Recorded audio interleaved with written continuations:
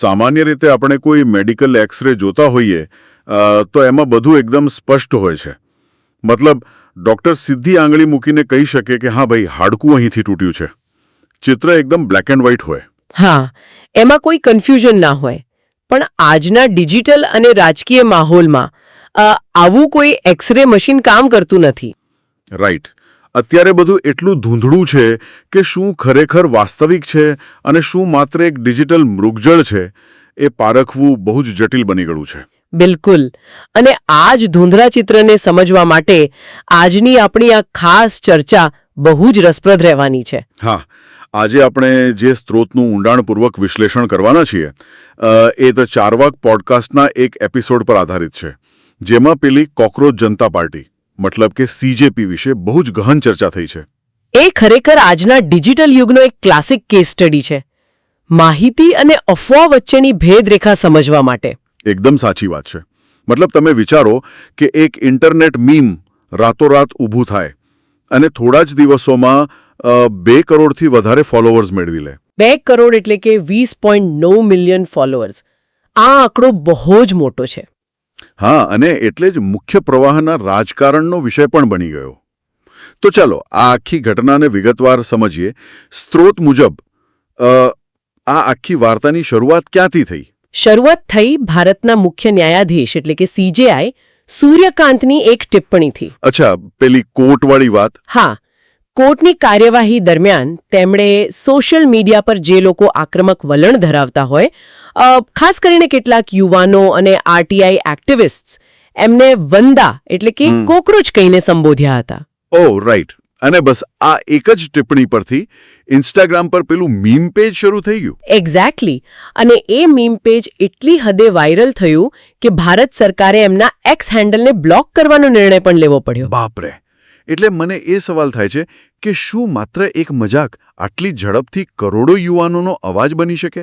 આ તો એના જેવું થયું કે કોઈ વાયરલ જોક ચાલી રહ્યો હોય અને અચાનક એ લોકો દેશનું બંધારણ બદલવાની માંગ કરવા લાગે. હા, શરૂઆતમાં મુખ્ય પ્રવાહના મીડિયાએ પણ એવું જ માની લીધું હતું. મોટા મોટા ન્યૂઝ રિપોર્ટ્સમાં આને એક નવી યુવા ક્રાંતિ તરીકે બતાવવામાં આવી. પણ સ્ત્રોત આ બાબતે શું કહે છે? સ્ત્રોત આ ધારણાને એકદમ નકારે છે. અહીં સૌથી આકર્ષક બાબત એ છે કે સ્ત્રોત સ્પષ્ટપણે કહે છે કે ડિજિટલ પ્લેટફોર્મ પર જે આંકડા દેખાય છે એ કોઈપણ સંજોગોમાં રાજકીય લોકપ્રિયતાનો પુરાવો નથી. મતલબ કે ખાલી સ્ટેડિયમમાં હજારો પૂતળા ગોઠવી દેવાના અને બહાર જઈને કહેવાનું કે અંદર તો બહુ મોટો રોક કોન્સર્ટ ચાલી રહ્યો છે. હા, બિલકુલ એવું જ. પણ તો પછી આ પૂતળા એટલે કે આ 20.9 મિલિયન ફોલોઅર્સ અચાનક આવ્યા ક્યાંથી? જો આ ઓર્ગેનિક ગ્રોથ નથી તો આની પાછળનું ગણિત શું છે? જુઓ, આ બાબતને સમજાવવા માટે સ્ત્રોતમાં બહુ જ સરસ દાખલો આપ્યો છે. પોડકાસ્ટ હોસ્ટે પોતાના જ YouTube ડેટાની વાત કરી છે. ઓકે, શું ડેટા હતો એ? એમનો એક વિડિયો હતો જે બહુ વાયરલ થયો હતો, પાકિસ્તાનમાં પણ જોવાયેલો. એને 4.3 મિલિયન એટલે કે 43 લાખ વ્યૂઝ મળ્યા હતા. 43 લાખ વ્યૂઝ બહુ કહેવાય. તો એમાંથી નવા સબસ્ક્રાઇબર્સ કેટલા મળ્યા હશે? માત્ર 13,500. ખાલી 13,500? હા, આ ડેટા દર્શાવે છે કે સોશિયલ મીડિયા પર વ્યૂઝમાંથી ફોલોઅરમાં કન્વર્ટ થવાનો રેટ બહુ જ ઓછો હોય છે. તો પછી કોઈ પણ જાહેરાત કે પ્રમોશન વગર માત્ર 2 જ અઠવાડિયામાં 2 કરોડ લોકો સામેથી આવીને કોઈ નવા પેજને ફોલો કરે, એ તો સંપૂર્ણપણે અશક્ય છે. 100% અશક્ય છે. અને એટલે જ સ્ત્રોતમાં દાવો કરાયો છે કે આ ઉછાળા પાછળ ચોક્કસપણે બોટ્સ એટલે કે નકલી અકાઉન્ટ્સ અને પૈસા આપીને વધારાયેલા ફોલોવર્સનું નેટવર્ક છે. એટલે આ લોકો અલ્ગોરિધમ સાથે રમી રહ્યા છે. બિલકુલ. YouTube કે Instagram જેવી કંપનીઓનું અલ્ગોરિધમ એ રીતે કામ કરે છે કે શરૂઆતમાં નાના અકાઉન્ટ્સને થોડું વધારે પ્રમોટ કરે, જેથી નવા ક્રિએટર્સને પ્રોત્સાહન મળે. રાઈટ. એટલે આ બોટ નેટવર્કવાળા એ જ નબળાઈનો ફાયદો ઉઠાવે છે. હજારો નકલી અકાઉન્ટ્સથી એક સાથે લાઇક કરાવે એટલે અલ્ગોરિધમને લાગે કે આ તો બહુ ટ્રેન્ડિંગ વિષય છે. હા, અને પછી સિસ્ટમ જાતે જ એને સાચા લોકોની ફીડમાં પણ મોકલવા લાગે. અચ્છા, પેલા સ્ત્રોતમાં એક અફવાની પણ વાત છે ને કે આમાંથી 49% ફોલોવર્સ પાકિસ્તાની છે. હા, એ અફવા હતી, પણ સ્ત્રોત એને નકારે છે. સ્ત્રોત મુજબ આ માત્ર બંને બાજુથી ચાલતો પ્રોપેગેન્ડા છે. કોઈની પાસે પાક્કો ડેટા નથી કે આ બોટ્સ ક્યાંથી ઓપરેટ થાય છે. અહીં આ વાત ખરેખર બહુ રસપ્રદ બને છે. મતલબ શું આ સોશિયલ મીડિયા પ્લેટફોર્મ્સ આપણને એવું માનવા મજબૂર કરી રહ્યા છે કે જે વસ્તુ ટ્રેન્ડ થાય છે એ જ સત્ય છે? આ એક બહુ જ મહત્વનો પ્રશ્ન છે. આપણે ડિજિટલ જગતમાં સંખ્યાને સત્ય માની લેવાની ભૂલ કરી બેસીએ છીએ, પણ વાસ્તવમાં આ કોઈ રાજકીય ક્રાંતિ નથી. આ માત્ર એક બિઝનેસ મોડેલ છે. સાચી વાત. જો 2 કરોડ ફોલોઅર્સ ઊભા કર્યા છે તો એની પાછળ લાખો રૂપિયાનો ખર્ચો પણ થયો જ હશે. તો પછી સવાલ એ છે કે આ બધું પડદા પાછળ બેસીને કોણ ચલાવી રહ્યું છે અને એમના ઈરાદા શું છે? સ્ત્રોત આના પર બહુ જ મોટો ખુલાસો કરે છે. એમના દાવા મુજબ આ કોકરોચ જનતા પાર્ટી કોઈ નવી ચળવળ નથી, પણ આમ આદમી પાર્ટીનું જ એક રીબ્રાન્ડિંગ અથવા એક નવો પ્રયોગ છે. આમ આદમી પાર્ટી મતલબ એએપી સાથે કનેક્શન કેવી રીતે નીકળ્યું? જો સ્ત્રોત જણાવે છે કે સીજેપીના જે સ્થાપક છે તેમણે પોતે ભૂતકાળમાં 6 વર્ષ સુધી એએપી સાથે કામ કર્યું છે. ઓહો. અને આટલું જ નહીં, આ ચળવળના એક મુખ્ય પ્રમોટર છે અર્પિત શર્મા. એમના પિતાએ 2022ની યુપી ચૂંટણીમાં આમ આદમી પાર્ટીની ટિકિટ પર ચૂંટણી લડી હતી. અચ્છા, તો 2022ની એ ચૂંટણીમાં પરિણામ શું આવ્યું હતું? આ જ સૌથી મજેદાર આંકડો છે. ઓનલાઈન 2 કરોડ ફોલોઅર્સનો દાવો કરનારાઓના આ વાસ્તવિક જમીની પ્રયોગમાં એમને 2022ની ચૂંટણીમાં માત્ર 1400 વોટ મળ્યા હતા. બાપરે. ઇન્સ્ટાગ્રામ પર મિલિયન્સમાં લાઇક્સ અને ઈવીએમ મશીનમાં માત્ર 1400 વોટ. ડિજિટલ ભ્રમણા અને જમીની વાસ્તવિકતા વચ્ચેનો આનાથી મોટો તફાવત બીજો શું હોઈ શકે? બિલકુલ.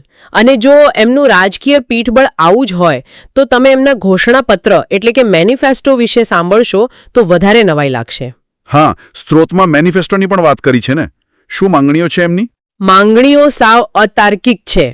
જેમ કે અંબાણી અને અદાણીની મીડિયા ચેનલોના લાયસન્સ રદ કરી દેવા, અમુક ન્યૂઝ એન્કરોના વ્યક્તિગત બેંક ખાતાનું ઓડિટ કરવું, 50% મહિલા અનામત તાત્કાલિક લાગુ કરવી અને પક્ષપલટો કરનાર નેતાને 20 વર્ષ માટે બેન કરી દેવા. આ તો લોકશાહીની વાતો ઓછી અને સરમુખત્યારશાહીની વાતો વધારે લાગે છે. કોઈ વ્યવસ્થાથી નારાજ હોય એને આ સાંભળવામાં કદાચ સારું લાગે, પણ વાસ્તવમાં આ શક્ય છે ખરું? સ્ત્રોત પણ આ જ કહે છે. જો આપણે આને મોટા ચિત્ર સાથે જોડીએ તો સ્પષ્ટ થાય છે કે આ માંગણીઓ કરનારાઓને ભારતના બંધારણ કે કાયદાકીય પ્રક્રિયાની કોઈ જ સમજ નથી. મતલબ આ 50% અનામતવાળી જ વાત લઈ લો, એમાં શું પ્રોબ્લેમ છે? પ્રોબ્લેમ એ છે કે લોકસભામાં અનામતનું માળખું બદલવું એ માત્ર કોઈ આદેશ આપી દેવાથી ના થાય. હા, એના માટે તો લાંબી પ્રોસેસ હોય. બિલકુલ. એના માટે ડિલિમિટેશન એટલે કે સીમાંકનની જટિલ પ્રક્રિયામાંથી પસાર થવું પડે. નવી વસ્તી ગણતરીનો ડેટા જોઈએ, ભૌગોલિક સીમાઓ ફરીથી નક્કી કરવી પડે અને સંસદનું કદ પણ વધારવું પડે. રાઈટ. આ બધી લાંબી બંધારણીય પ્રક્રિયા છે. માત્ર એક ઇન્સ્ટાગ્રામ પેજના મેનિફેસ્ટોથી આ લાગુ ન થઈ જાય. અને પેલી મીડિયા ચેનલોના લાયસન્સ રદ કરવાની વાત, એ તો સીધું વાણી અને અભિવ્યક્તિની સ્વતંત્રતાના મૂળભૂત અધિકારનું ઉલ્લંઘન છે. એટલે સ્પષ્ટ છે કે આ માત્ર યુવાનોના ગુસ્સાનું વ્યાપારીકરણ થઈ રહ્યું છે. એવા વચનો આપવાના જે સાંભળવામાં ક્રાંતિકારી લાગે, પણ જમીન પર એનો કોઈ કાનૂની આધાર જ ના હોય. એકદમ સાચું. હવે આ આખી ચર્ચા આપણને એ સવાલ પર લાવે છે કે શું ખરેખર સોશિયલ મીડિયા પર વાયરલ ટ્રેન્ડ્સ ચલાવીને ચૂંટણી જીતી શકાય? સ્ત્રોત આ વાતને જડમૂળથી નકારે છે. ચૂંટણીઓ ક્યારે ઓનલાઈન લાઇક્સથી નથી જીતાતી, ચૂંટણી જીતાય છે બૂથ લેવલ મેનેજમેન્ટથી. હા, સ્ત્રોતમાં પેલું 2015ની બિહાર ચૂંટણીનું ઉદાહરણ આપ્યું છે ને. હા, એ ડેટા બહુ જ રસપ્રદ છે. હા, 2015ની બિહાર વિધાનસભા ચૂંટણીમાં ભારતીય જનતા પાર્ટી પાસે રાજ્યમાં 53,000 બૂથ લેવલ એજન્ટ્સ હતા. ઓકે, 53,000. અને રાષ્ટ્રીય જનતા દળ એટલે કે આરજેડી પાસે 47,000 એજન્ટ્સ હતા. પણ સોશિયલ મીડિયા પર સૌથી વધારે ચર્ચામાં રહેતી આમ આદમી પાર્ટી પાસે કેટલા હતા ખબર છે? સ્ત્રોત મુજબ આખા રાજ્યમાં માત્ર 1 બૂથ લેવલ એજન્ટ હતો. હા, માત્ર 1. હવે તમે 53,000 વિરુદ્ધ 1નો આ તફાવત જુઓ. આ આંકડો જ બધું કહી દે છે. સોશિયલ મીડિયા પર ટ્રેન્ડ થવું અને વાસ્તવિક મતદાન કેન્દ્ર પર લોકોને વોટ આપવા માટે લઈ જવા, એ બંનેમાં જમીન આસમાનનો તફાવત છે. બિલકુલ. બૂથ લેવલના કાર્યકર્તાનું કામ માત્ર પ્રચાર કરવાનું નથી હોતું. એમણે સ્થાનિક લોકો સાથે સંપર્ક રાખવાનો હોય, મતદાનના દિવસે એમને ઘરની બહાર કાઢીને મતદાન મથક સુધી પહોંચાડવાના હોય. હા, મોબાઈલ પર લાઇક બટન દબાવવામાં તો માત્ર 1 સેકન્ડ લાગે, પણ કોઈને ફિઝિકલી વોટ આપવા લઈ જવામાં કલાકોની મહેનત જોઈએ. સાચી વાત છે. અને જે પક્ષ પાસે આ ગ્રાઉન્ડ નેટવર્ક નથી એ માત્ર ઓનલાઈન ટ્રેન્ડ બનીને જ રહી જાય છે. તો આ બધાનો અર્થ શું થાય છે? જો આ બધું માત્ર બોટ્સ અને નકલી ટ્રેન્ડ્સનો પરિણામ હોય, તો આપણા દેશના વાસ્તવિક યુવાનો, મતલબ કે જેનઝી, એ લોકો શું વિચારી રહ્યા છે?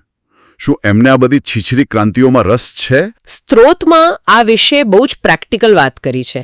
એમણે દિલ્હીના રાજેન્દ્ર નગર જેવા વિસ્તારોનો દાખલો આપ્યો છે, જ્યાં લાખો યુવાનો યુપીએસસી અને બીજી સ્પર્ધાત્મક પરીક્ષાઓની તૈયારી કરે છે. રાઈટ. જે સાચા અર્થમાં ભવિષ્ય બનાવી રહ્યા છે. હા, સ્ત્રોત કહે છે કે આ વાસ્તવિક યુવાનો આર્થિક રીતે રૂઢિચુસ્ત છે.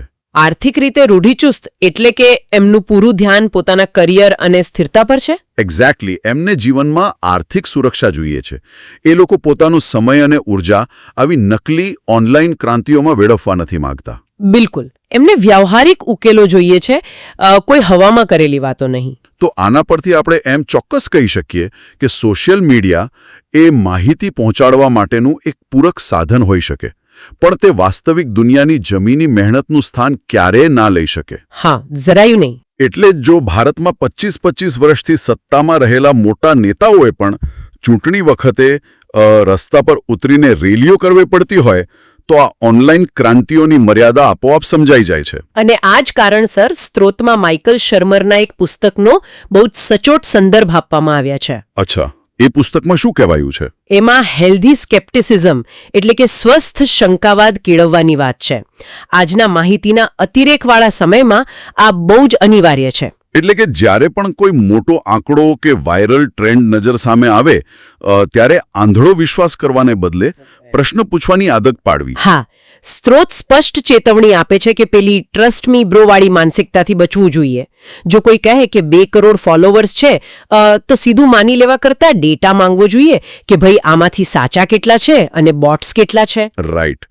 માહિતીને ક્રોસ ચેક કરવી એ જ આજના સમયની સૌથી મોટી જરૂરિયાત છે. તો આજના ઊંડાણપૂર્વકના વિશ્લેષણનો મુખ્ય નિષ્કર્ષ એ જ છે કે ઓનલાઈન દેખાતો ટ્રેન્ડ હંમેશા જમીની વાસ્તવિકતા નથી હોતો. સાવ સાચી વાત. એ માત્ર એક ડિજિટલ માયાજાળ હોઈ શકે છે, જેને પૈસા અને અલ્ગોરિધમથી મોટી કરવામાં આવી હોય. બિલકુલ. પણ હવે આ ચર્ચાના અંતે એક બહુ જ ગંભીર વિચાર મનમાં આવે છે, જેની આપણે નોંધ લેવી જોઈએ. આજના આ વિશ્લેષણમાં આપણે જોયું કે માત્ર કેટલાક બોટ્સ અને થોડા મીમ્સના આધારે એક નકલી રાજકીય ચળવળ મુખ્ય પ્રવાહના મીડિયાને ભ્રમમાં નાખી શકે છે. આ તો માત્ર શરૂઆત છે. એ જ તો. જરા વિચારો કે ભવિષ્યમાં જ્યારે આર્ટિફિશિયલ ઇન્ટેલિજન્સ એટલે કે એઆઈ ટેકનોલોજી બહુ જ એડવાન્સ થઈ જશે, ત્યારે શું થશે? જ્યારે માત્ર બોટ્સ નહીં, પણ એઆઈ દ્વારા સંપૂર્ણપણે બનાવટી પણ એકદમ સાચા લાગે એવા ડીપ ફેક નેતાઓ બનાવવામાં આવશે. બાપરે, એ તો બહુ જ ડરામણું દ્રશ્ય હશે. હા, એવા નેતાઓ જે ક્યારેય અસ્તિત્વમાં જ નથી, પણ રોજે રોજ નવા ભાષણો આપતા હશે. એમની પાછળ લાખોની નકલી ભીડ દેખાતી હશે, અને આ બધું સ્ક્રીન પર એટલું જીવંત લાગશે કે એને ખોટું સાબિત કરવું લગભગ અશક્ય થઈ જશે. રાઈટ. ત્યારે તો સાચું શું અને ખોટું શું એ પારખવું બહુ જ અઘરું થઈ જશે. બિલકુલ. જ્યારે આવી વર્ચ્યુઅલ ચળવળો ઊભી કરવામાં આવશે, જેનું ગ્રાઉન્ડ પર કોઈ અસ્તિત્વ નહીં હોય, પણ ડિજિટલ દુનિયામાં એ જ સૌથી મોટો અવાજ લાગતો હશે, ત્યારે આપણી લોકશાહી આ માયાજાળમાંથી કેવી રીતે બચશે? આ એક એવો પ્રશ્ન છે જે આવનારા સમયમાં આપણા સૌ માટે સૌથી મોટો પડકાર બની રહેશે. ખરેખર બહુ જ ઊંડો અને વિચારવા જેવો મુદ્દો છે આ. હા, તો આ એક વિચારતા કરી મૂકે એવા પ્રશ્ન સાથે આપણે આજની આ ચર્ચા અહીં જ પૂરી કરીએ છીએ. માહિતીને હંમેશા ચકાસતા રહો અને સાવધાન રહો. ફરી મળીશું એક નવા વિષય અને નવા વિશ્લેષણ સાથે.